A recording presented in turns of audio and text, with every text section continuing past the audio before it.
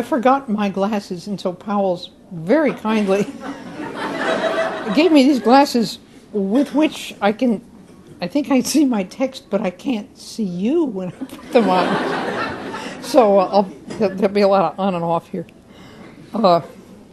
Will, how is the sound? You could lower the microphone. I can't hear you. There's a little chorus of chipmunks over there. Okay, now, how's this? Oh, God, this is awful. I'm used to bifocals. See, when I look up, I can see people, and when I look down, I can't. But, okay, how's that for sound? Okay.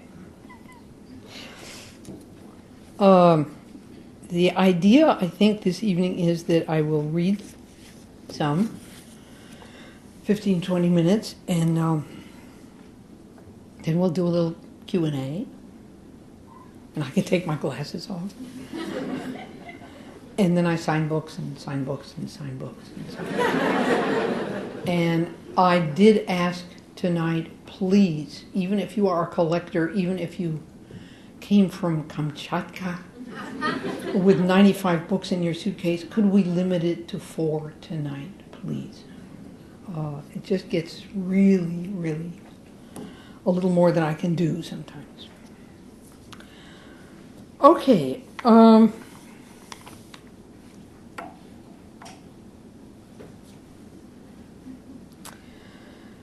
I went to the salt beds at the mouth of the river in the May of my 19th year to get salt for the sacred meal. Tita and Maruna came with me, and my father sent an old house slave and a boy with a donkey to carry the salt home.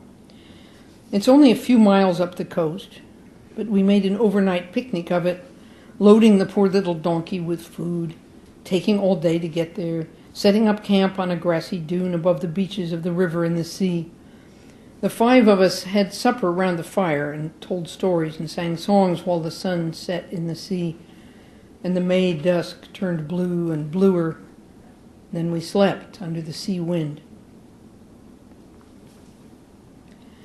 I woke at the first beginning of light. The others were sound asleep. The birds were just beginning their dawn chorus. I got up and went down to the mouth of the river. I dipped up a little water and let it fall back as offering before I drank, saying the river's name, Tiber, Father Tiber, and his old secret names as well, Albu, Ruman. And then I drank, liking the half-salt taste of the water. The sky was light enough now that I could see the long, stiff waves at the bar where the current met the incoming tide. Out beyond that, on the dim sea, I saw ships.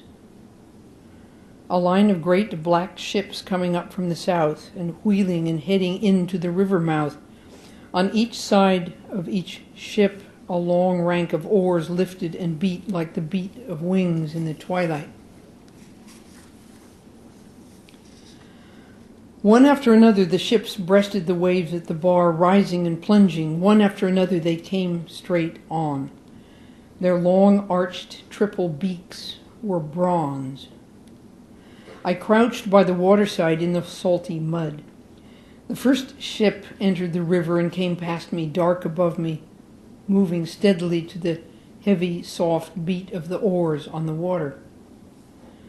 The faces of the oarsmen were shadowed, but a man stood up against the sky on the high stern of the ship, gazing ahead. His face is stern, yet unguarded. He's looking ahead into the darkness, praying. I know who he is.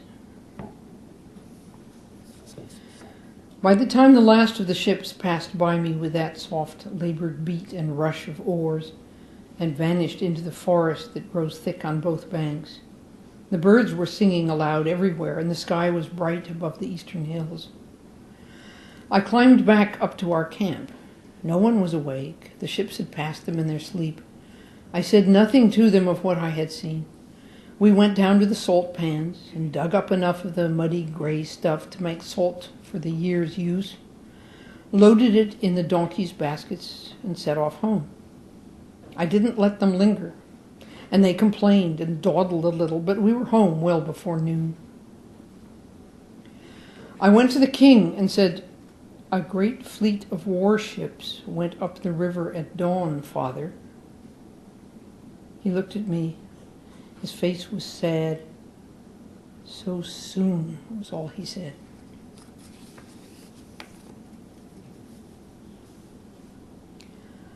I know who I was. I can tell you who I may have been, but I am now only in this line of words. I write. I'm not sure of the nature of my existence, and wonder to find myself writing. I speak Latin, of course, but did I ever learn to write it? That seems unlikely. No doubt someone with my name, Lavinia, did exist, but she may have been so different from my own idea of myself, or my poet's idea of me, that it only confuses me to think about her. As far as I know, it was my poet who gave me any reality at all. Before he wrote, I was the mistiest of figures, scarcely more than a name in a genealogy. It was he who brought me to life, to myself, and so made me able to remember my life and myself, which I do, vividly, with all kinds of emotions. Emotions I feel strongly as I write, perhaps because the events I remember only come to exist as I write them, or as he wrote them. But he didn't write them. He slighted my life in his poem. He scanted me because he only came to know who I was when he was dying. He's not to blame. It was too late for him to make amends, rethink, complete the half-lines, perfect the poem he thought imperfect. He grieved for that, I know. He grieved for me. Perhaps where he is now, down there across the dark rivers, somebody will tell him that Lavinia grieves for him.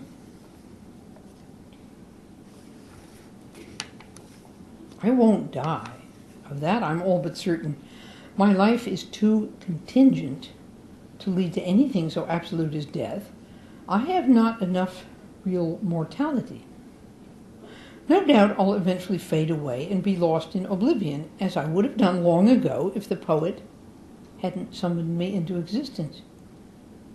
Perhaps I'll become a false dream clinging like a bat to the underside of the leaves of the tree of the gate of the underworld, or an owl flitting in the dark oaks of Albunea. But I won't have to tear myself from life and go down into the dark as he did, poor man, first in his imagination, then as his own ghost.